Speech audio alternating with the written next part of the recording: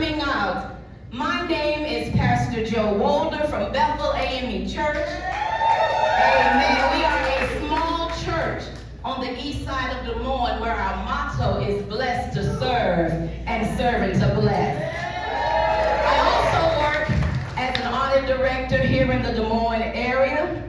So Rob and I have a few things in common. We love numbers, we love making sure things are done right, and we love Jesus.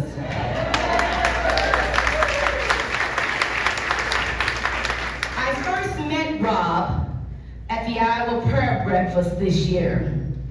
Rob then visited our church for our Easter sunrise service, and we got to enjoy a meal together. And I can tell you this, Rob has an appreciation for a good meal. He likes to eat. But we are here tonight to rally together as people who deeply care about the future of our state and the challenges that we are facing.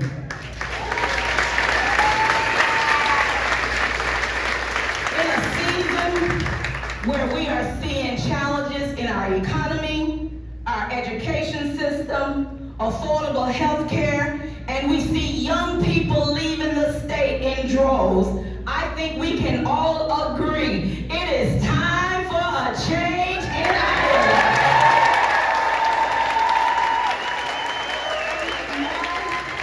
Myself and all of you are going to be working hard to make sure that Rob Sand is our next governor.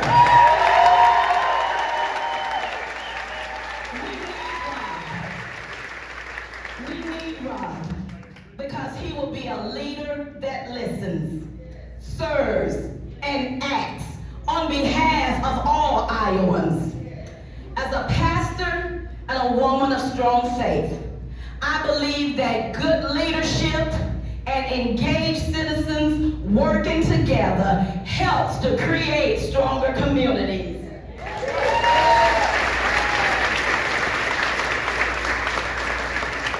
Regardless of our backgrounds, we share a common desire to see our families prosper and our communities prosper.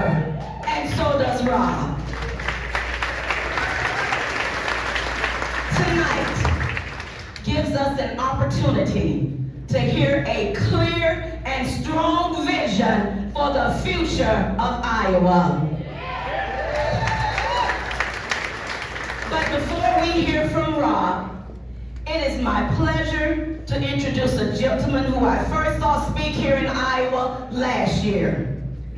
Governor Andy Beshear is serving. He's serving in his second term as Kentucky Governor. He was first elected in 2019, winning in a state that President Trump won by 31 points. So he knows how to win in a tough race. As governor, he's made Kentucky stronger by securing historic investments in education and expanding health care access, among many other accomplishments. Governor Beshear is also a man of faith and often speaks of how his love for God is his guiding force every day of his life. Ladies and gentlemen, please help me welcome to the stage Governor Andy Beshear.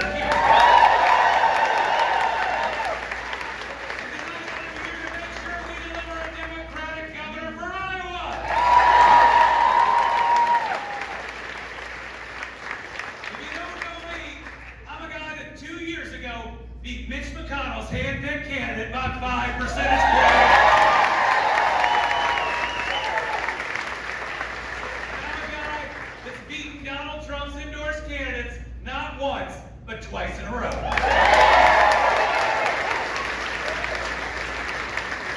I am living, breathing proof.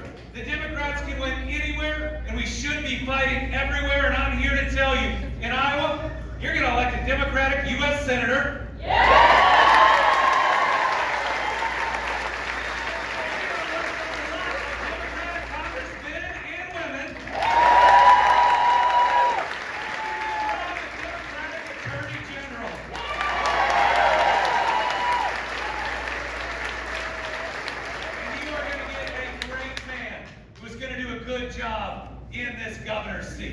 Folks, as I travel the country, when people see that I've won not once but 3 straight times in a state Donald Trump won by 31 points, I always get the same question. It's typically just one word. How?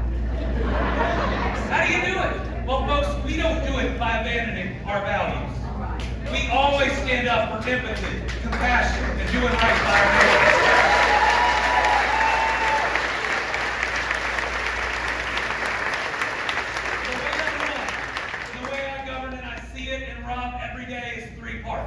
Number one, I stand up for all my convictions. I push back against discrimination every time I see it. But I spend 80% of my time on things that matter to 100% of the people of my state. I love that you're all here. I love that you're thinking about this next election.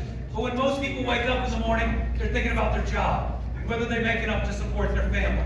They're thinking about their next doctor's appointment for themselves, their parents, or their kids. They're thinking about the roads and bridges they drive. How about the public school their kids go to? They're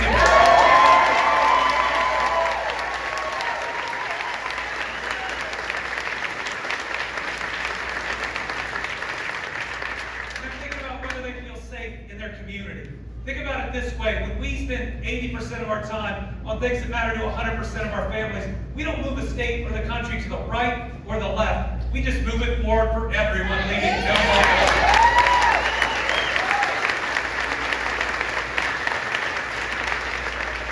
The second thing I try to do, Rob does really well. I try to talk like a normal human being. Y'all know what I'm talking about. Now, some of that perfect language has crept in, especially with Democrats.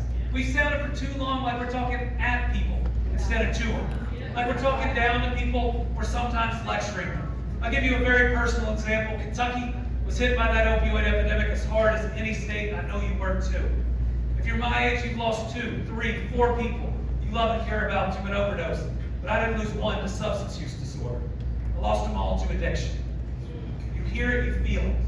That mean, nasty killer that's taking people from us. When you talk about it that way and you work and work and work, I can stand in front of you and say that overdose deaths are down 4 years in a row in Kentucky.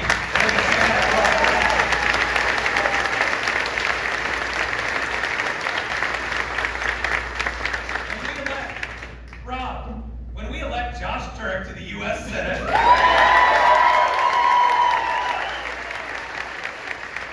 we're going to overturn that big ugly bill.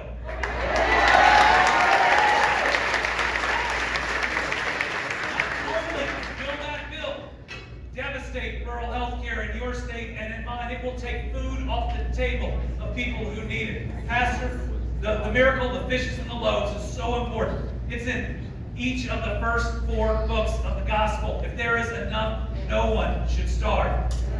But I'm telling you, we are not going to overturn that bill if we're saying seniors and kids are going to be food insecure. It's that kids can't concentrate at school. Why? Because they're hungry. Seniors can't sleep at night. Why? Say it, because they're hungry. We've got to make sure people know how passionate we are about improving their lives, about living out our faith and values, and our language is a really important part of that. But the last piece is the most important, and it's one of the reasons I support Rob so much. As Democrats, we're really good at the what. We're really good at the policy. We can tell you policy point 2, sub point 3, bullet point 4, I. We got to speak a little less about the what and a little more about the why.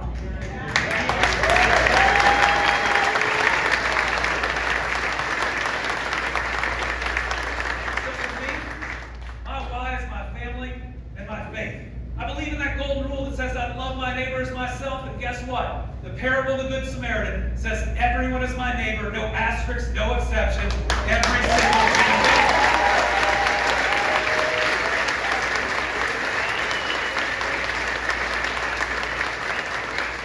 And let me tell you, as the governor of Kentucky, a place that's tougher, maybe even redder than Iowa, what it's like when you share your why. So I'm running for re-election in 2023.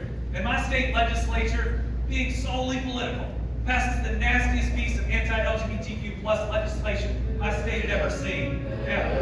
They said out loud that this was going to be the bill that would defeat Andy Beshear. You know what I did? I still vetoed it because it was the right thing.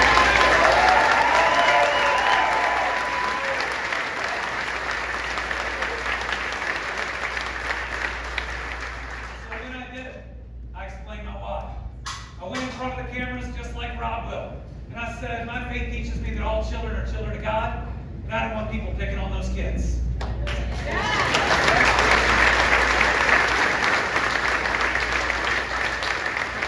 I'll never forget the next day, I'm opening a factory, because the next day, we've always got to be opening a factory. That's the 8100 rule.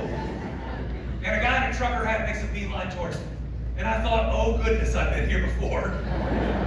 But he comes up to me. He sticks out his hand. He says, Governor, I'm not sure I agree with what you did yesterday, but I know you're doing what you think is right. He patted me on the back, said, I support you, and walked away.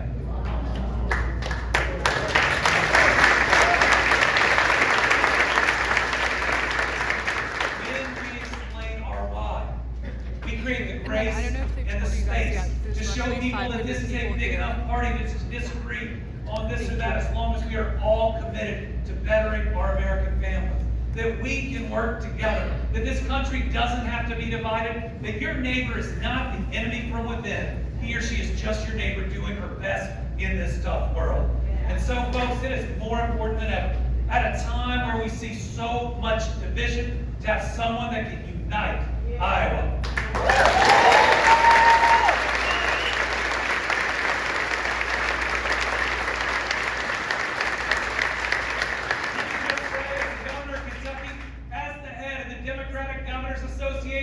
I am all in for electing Rob Sand as your leader.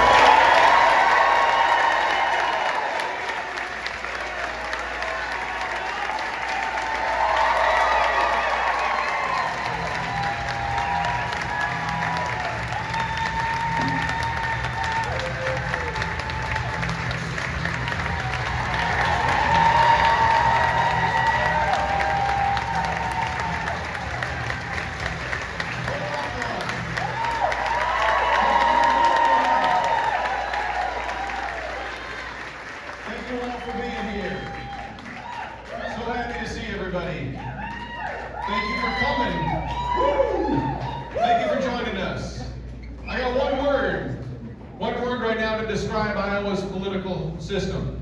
Broken. Right? But here's the thing.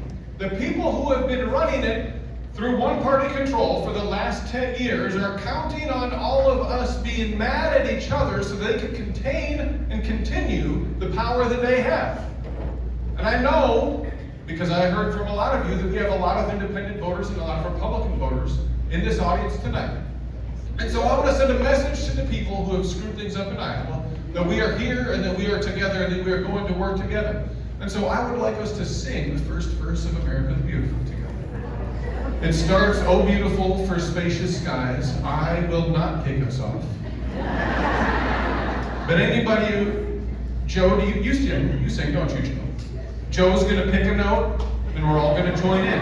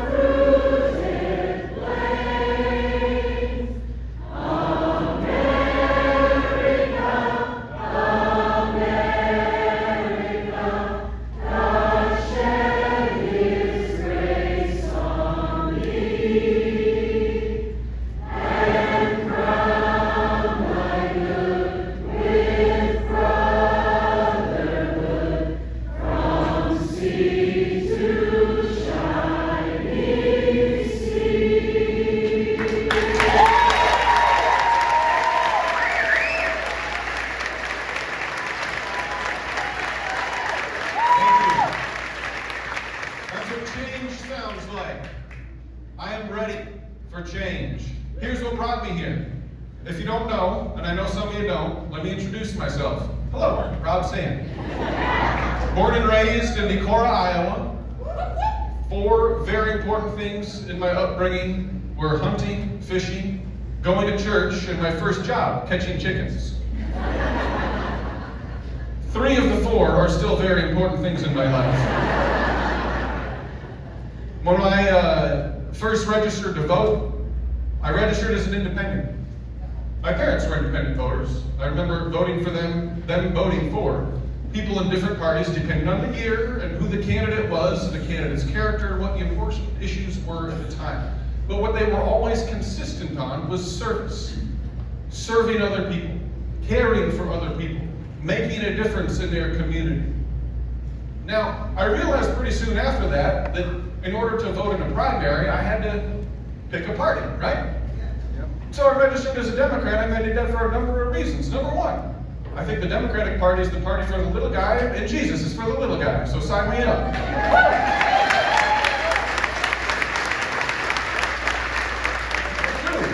I remember Bill Clinton balancing the budget, using the surplus to pay down the debt, thinking, thank you, I'm a teenager. That's going to be very helpful for me someday when I'm older.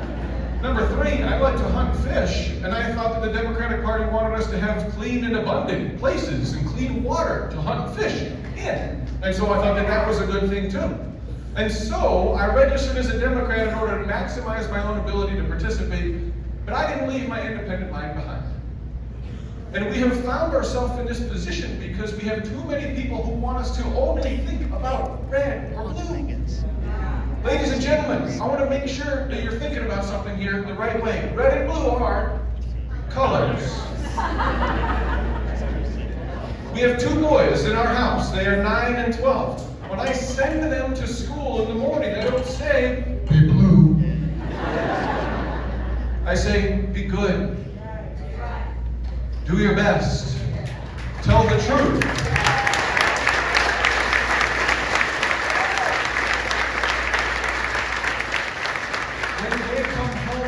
And we are eating dinner, I often ask them, did you have a chance to help somebody today?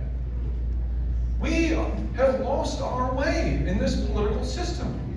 We are confused and we are turned around, none more than the people who have been running this state. None more than them. Iowa is among the last in the country in economic growth. We are 48th over the last 3 years for personal income growth, and we are number 1 for growth in what? Cancer. Meanwhile, they're literally up there figuring out, how can we make it harder for the State Auditor's Office to find misspent tax money? Boo! Are you kidding me? This is an office, folks, when I got elected, I should take a step backwards. I worked for 7 years in the Attorney General's office, prosecuting white-collar crime.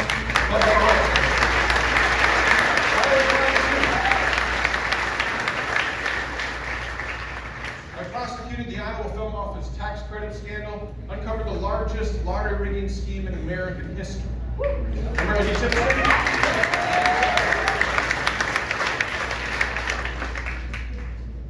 I ran for state auditor because their investigations have been landing on my desk for all of those 7 years. They do Iowa's public corruption investigations. I noticed a couple of things that could be done differently.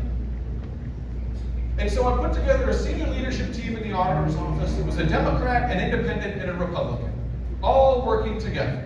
I did it even though the independent and the Republican had made campaign donations to my opponent.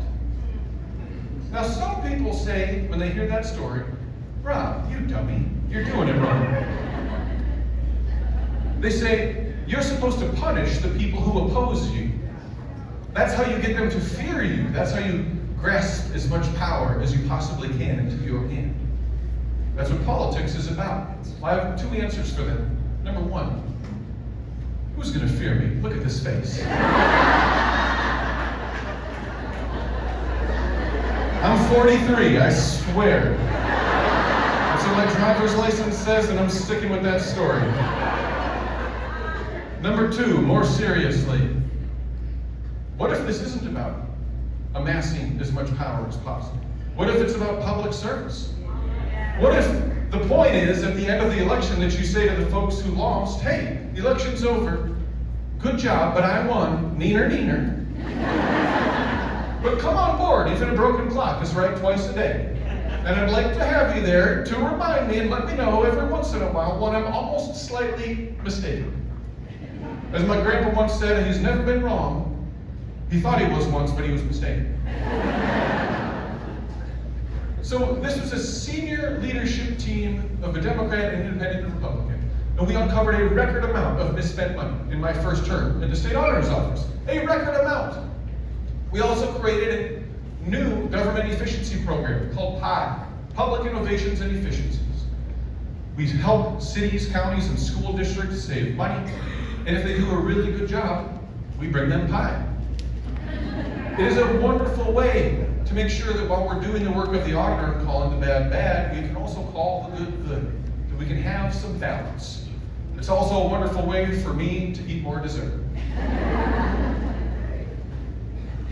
We also changed the rules so that if you're working in the state auditor's office, you can live anywhere you want in the state of Iowa, because we need jobs in rural Iowa just as much as we need jobs in Des Moines.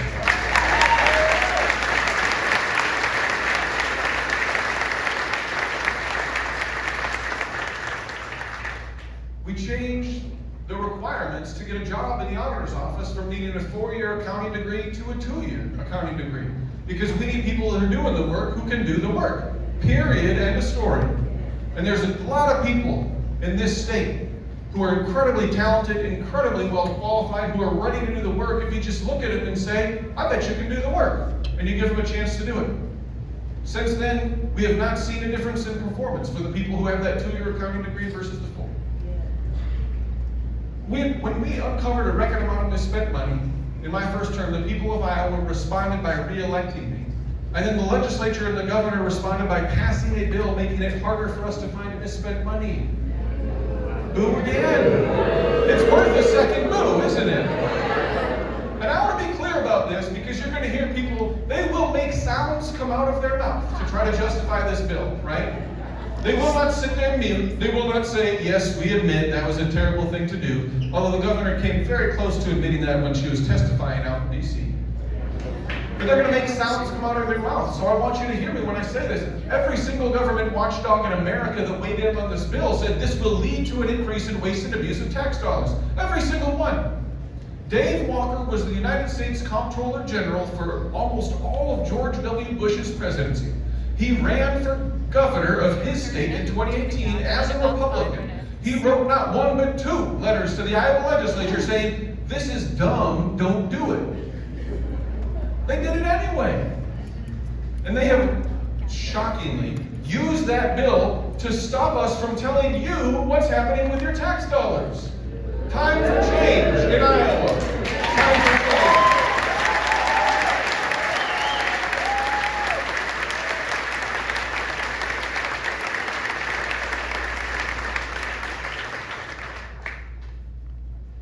When we talk to people about where we are in the state, they know it. They feel it. You know it. You feel it. And like Governor Beshear said, by the way, just remember, if you're ever thinking, gee, how do we do it? This state's been voting so Republican lately. He won after they went for President Trump by 30 points in Kentucky. Most he's ever won by in Iowa is 13. So you might think we got a big hill to climb. I've seen bigger, he's seen bigger, and he did it.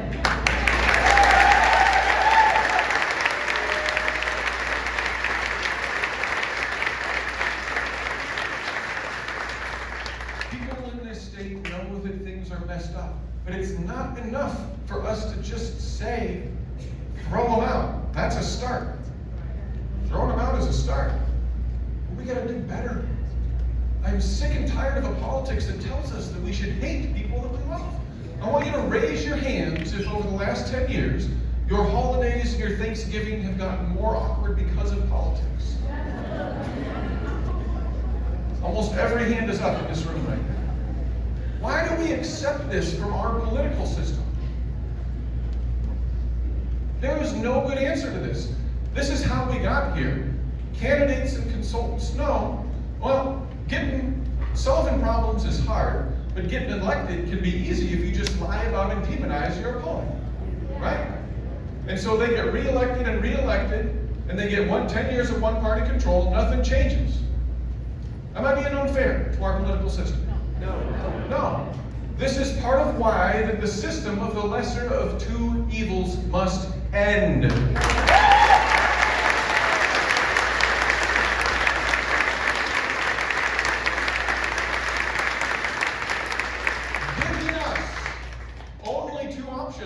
On the ballot is more about controlling us than it is about hearing us.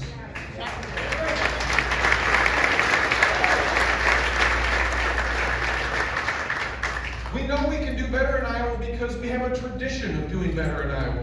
We are hearing so much this year, so much about the redistricting wars. This was the first state in America to say, we will not gerrymander, we will set up an independent redistricting commission, and we will make sure we put up boundaries.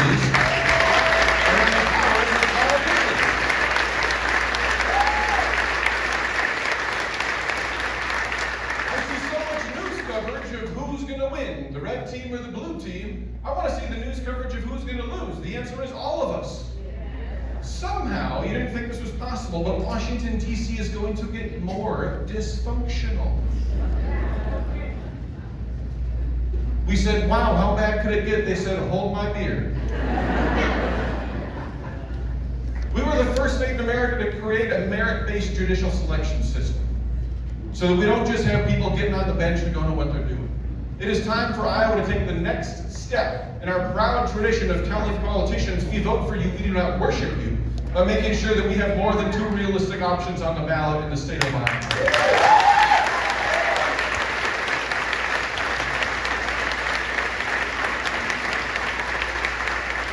We at this point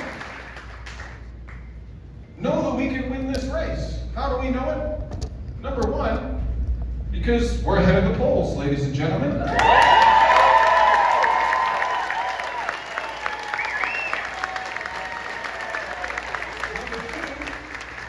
we're well ahead in fundraising, thanks to most of you. Most importantly, because we are building a coalition not of red versus blue, but of the well-fed versus the fed up.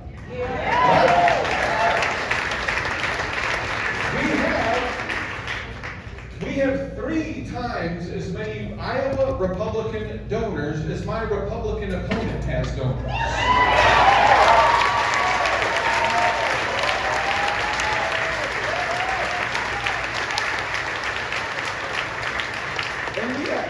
And yes, we do have an opponent now. I am going to talk about him just a little bit. But I'm going to talk about him the same way I talked about the people that I was prosecuting when I was a lawyer for 7 years. A prosecutor in the Attorney General's office, going after con men. But God bless him. God bless him. But there's a little bit that you need to know about, right? Number 1, he diagnoses many of the same problems that I do, but his prescription is 4 more years of the same one-party control that brought us to where we are.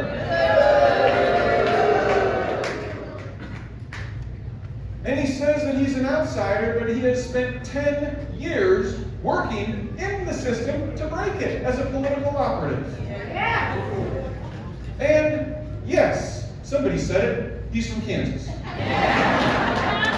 And he grew up in Iowa, that's great. But folks, he literally, well, let's just start here. He introduced himself as a farmer from Belin. He did not put enough emphasis on the plane when he did that. As it turns out, people noticed, and they asked questions about the dozens of flights every 6 days down to Kansas. After which he said, well, if elected governor, I will change my living situation and be in Iowa as much as humanly possible. Most of us just live here. I gotta say.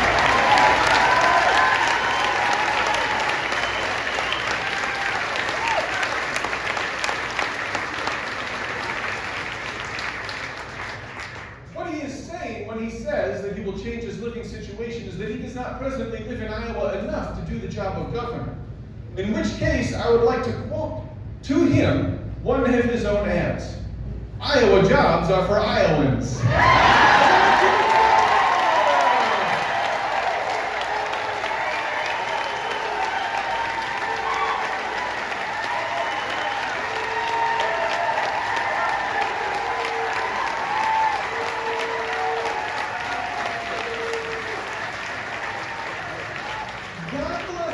God bless Zach Lane and his family with everything that they need down in Kansas, and God bless Iowa with a full-time Iowan as their next governor.